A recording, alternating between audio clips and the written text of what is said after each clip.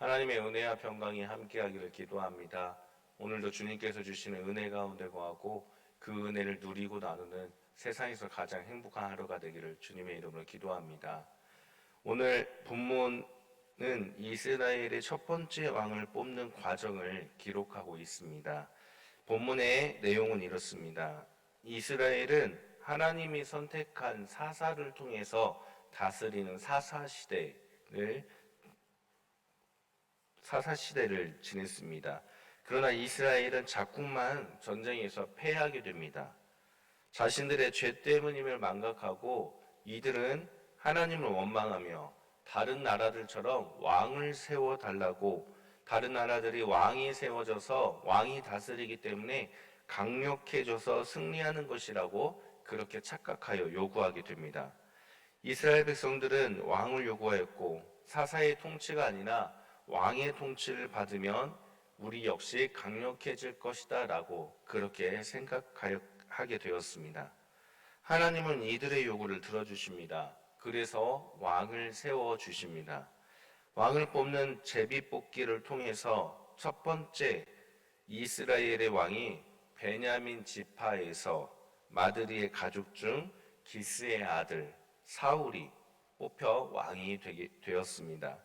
이러한 본문의 내용을 가지고 우리가 함께 세 가지를 생각해 보기를 바랍니다. 우리가 함께 생각해 볼 첫 번째는 사사를 통한 다스림, 즉 신정일치의 정치에서 왕을 세워서 왕을 통한 다스림, 왕정 정치로의 전환이 갖는 의미가 무엇일까에 대해서 우리가 생각해 보길 바랍니다. 이스라엘 백성들은 다른 나라들처럼 왕을 통한 강력한 통치를 기대했습니다. 이들이 왕을 기대했다는 것은 이전의 통치인 사사 시대에 사사를 통한 다스림이 강력하지 않았다라는 반대적인 의미를 가질 수가 있습니다. 그런데 과연 사사의 통치가 강력하지 않았던 것일까요? 이스라엘 백성이 하나님의 말씀을 어겨 죄를 지을 때 하나님은 다른 나라를 통해 다른 나라를 침략하여서 심판을 하게 됩니다. 그리고 사사를 통해서 이스라엘 백성들을 다시 구원시켜 주셨습니다. 사사를 통한 구원, 그것은 결코 약한 것이 아니라 강력한 하나님의 권능을 그대로 체험할 수 있는 강력함이었던 것입니다. 그럼에도 이스라엘 백성들은 자신들이 약했다라고, 사사를 통한 그 통치가 약한 국가를 만들었다라고 생각을 했다라는 겁니다.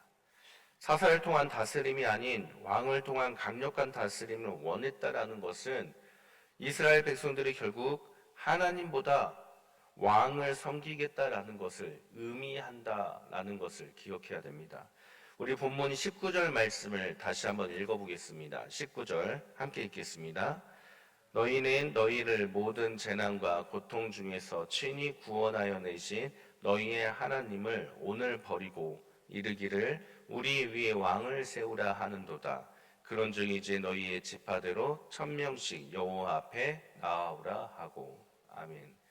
이스라엘 백성들이 왕을 요구하고 왕을 선택하고 왕을 통한 통치를 받기를 원했다라는 것은 19절에 있는 말씀처럼 결국 하나님을 버리고 하나님의 통치를 버린다라는 것을 의미하고 있습니다. 물론 이스라엘 백성들이 원하는 그 왕을 통해서 하나님이 계속해서 하나님의 다스림이 이어지지만 결국 지금까지 이끌어 주신 하나님을 버리고 왕을 선택하겠다라는 그런 의미가 담겨져 있다라는 겁니다. 그렇다면 우리들의 모습은 어떻습니까? 우리들은 우리들의 재난과 고통 중에서 구원하여 주신 그 하나님을 우리가 원하는 다른 무언가를 요구함으로써 때로는 버리는 선택을 하고 있지는 않습니까? 우리를 이끌어 주신 하나님의 그 은혜를 망각하면서 다른 무언가를 요구하고 있는 그 모습이 어쩌면 하나님을 버리고 왕을 선택한 이스라엘 백성들의 모습과 무엇이 과연 다를까요? 우리의 삶의 모습을 뒤돌아보는 시간이 되기를 바랍니다. 우리가 두 번째로 생각할 것은 왕을 선택하는 과정에 있어서 사무엘의 심정이 어떠했을까를 생각해 보길 바랍니다. 이스라엘 백성들이 요구하는 왕, 첫 번째 왕을 선택하기 위해 제비뽑기를 진행합니다. 이 제비뽑기는 당시에 중요한 사항을 결정하는 신의 뜻을 나타내는 하나의 수단이었습니다. 19절부터 제비뽑기를 하는 방법이 서술되어 있습니다. 먼저 지파대로 1000명씩 나오고 그 중에 한 지파를 선택하게 되면 그 지파의 가족들의 대표들이 나오게 되고 그 가족들 중에서 하나를 선택하면 그 가족의 일원을 뽑아서 왕이 선택되어지는 것이 제비뽑기의 방법입니다. 그런데 제비를 뽑는 오늘 본문 이전에 하나님은 사무엘에게 미리 사울 왕을 예비하겠다라고 말씀하셨습니다. 그리고 후에 제비뽑기를 통해 이스라엘의 왕을 공식적으로 선정을 하고 있는 것이 오늘의 본문인 것입니다. 이 모든 일을 진행하는 사무엘의 그 심정이 어떠했을까 우리가 한번 생각해 보길 바랍니다. 하나님이 사울을 왕으로 세울 것이라고 사무엘에게 미리 말씀하셨고 그에 따라 사무엘은 제비뽑기 이전에 사울을 만나 당신이 왕이 될 것입니다 라고 하나님의 말씀을 전했습니다. 그런데 왕을 선출하기 위해서 이제 제비를 뽑아야 되는데 모든 지파들 중에서 과연 사울이 뽑힐 확률이 얼마나 되는 것일까요?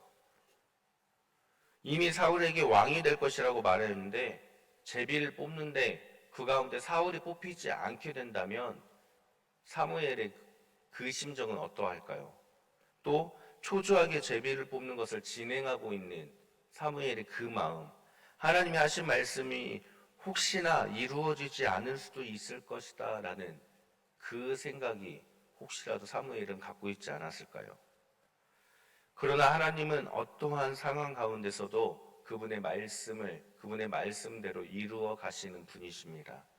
제비뽑기를 앞두고 초조하고 두려워하는 사무엘이지만 그러나 그 상황 가운데서도 하나님께서는 말씀을 이루어 가신다라는 것을 오늘 본문을 통해 우리에게 알려주고 계십니다. 그렇기 때문에 우리는 영원히 변하지 않는 하나님의 말씀, 그 말씀을 이루어 가시는 하나님이 내가 믿는 하나님이심을 믿고 의지하며 주님의 말씀이 나에게 이루어지기를 그렇게 기다리며 기대하며 살아가야만 하는 것입니다. 그렇기 때문에 오직 주의 말씀을 듣고 그 말씀을 믿고 의지하는 오늘 하루가 되시기를 주님의 이름으로 기도합니다. 마지막 세 번째로 이스라엘의 초대 왕인 사울의 인물됨에 대해서 우리가 함께 말씀을 살펴보길 원합니다. 하나님이 선택한 사울, 제비뽑기를 통해 선정된 사울. 하나님은 사울의 어떤 모습 때문에 이스라엘의 초대 왕으로 선택하셨을까요? 사울에 대해서 여러 가지 해석이 있지만 사울이 변질되기 이전의 사울의 성격은 소심했다라고 해석을 합니다. 또한 두려움이 많았고 자신이란 존재가 얼마나 미약하고 능력이 없는가를 잘 알고 있는 존재가 사울이었다라고 성경은 알려주고 있습니다. 그래서 그는 제비뽑기를 할 때 짐 보따리에 숨어 있었다라고 성경은 표현하고 있습니다. 사울은 사무엘을 통해 왕이 될 것이라는 예언을 들었습니다. 어쩌면 제가 그런 말을 들었다면 당당하게 선거하는 자리에 나가서 내가 왕이 될 것이니까 그 당당함이 있었을지도 모릅니다. 그러나 사울은 그렇게 하지 않고 짐 보따리에 숨었다라고 그렇게 성경은 우리에게 표현하고 있습니다. 이 이전에 사울은 사무엘이 자신에게 찾아와 말했을 때 자기 자신에 대해서 표현한 부분이 9장에서 나오는데 베냐민 지파의 모든 가족 중에 가장 미약한 나에게 왜 이런 말씀을 하십니까? 라고 사무엘에게 말하는 사울의 표현이 있습니다. 자신이 가장 미약하다고 생각했던 사울은 왕을 선정하는 제비뽑기를 하자 자신이 뽑힐 것을 미리 들었기 때문에 짐 보따리에 숨어 있었다라는 겁니다. 이에 대해 학자들마다 바라보는 시선과 해석이 다르지만 일반적으로 주석을 보면 짐 보따리에 숨어 있는 사울을 통해서 나타나는 성격은 사울은 소심하고 두려움이 많으며 자신이 미약하다라는 존재를 깨달았기 때문에 하나님만 의지하는 겸손한 사람이었다라고 그렇게 해석을 하고 있습니다. 사울은 겸손했습니다. 자신이 얼마나 미약한 존재인지 깨달아서 하나님만을 의지할 수밖에 없는 존재, 그것이 나 자신이라는 걸 깨달은 겸손한 사람이었습니다.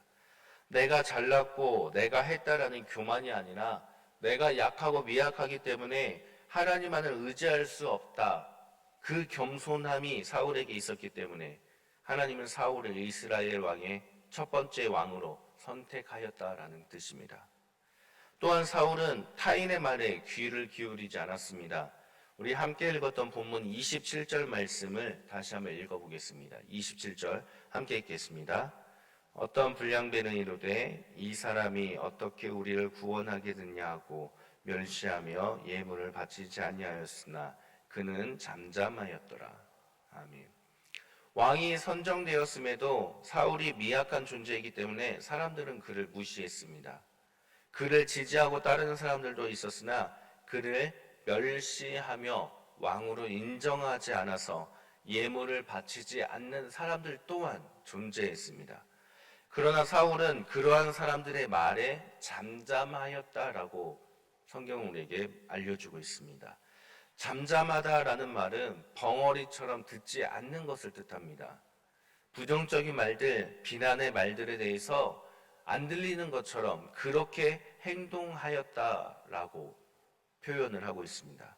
그리고 이 잠잠하다라는 말을 통해서 결국에 사울의 성품이 어떠했는가에 대해 많은 주석에 이렇게 해석을 하고 있습니다. 노골적인 불복종과 반역의 행위에 대해 사울이 잠잠한 것은 사울이 신중한 성품이었고 자제력이 있었고 남에 대해서 관대한 성품이었다라는 것을 알려주고 있다라고 일반적으로 주석에 그렇게 해석을 하고 있습니다.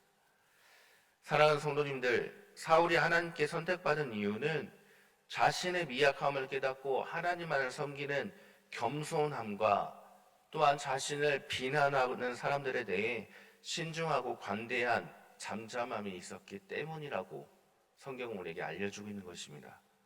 따라서 우리들 역시 나를 나타내는 교만이 아니라 내가 했다라는 것이 아니라 하나님만을 섬기는 겸손함과 또한 신중하며 관대한 성품을 가짐으로써 하나님께 선택받아 쓰임받기를 주님의 이름으로 기도합니다.